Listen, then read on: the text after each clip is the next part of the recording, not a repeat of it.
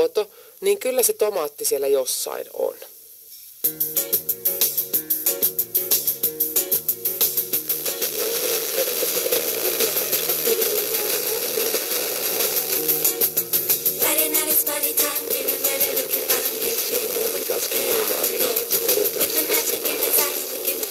Vassiljeva, Elmina Hassana, Mateo Lippi, Egils Siliņš, Valsts akadēmiskais koris Latvija, Latvijas Nacionālās operas koris un orķestris, diriģents Mārtiņš Ozoliņš, Latvijas Nacionālajā operā 14.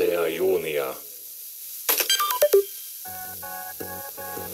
Pirms vairākiem gadiem nodokļu un muitas policija aizturēja vairākas personas aizdomās par 10 miljonu nodokļu nemaksāšanu kuģu apgādāšanā ar degvielu, jeb bunkurēšanas biznesā.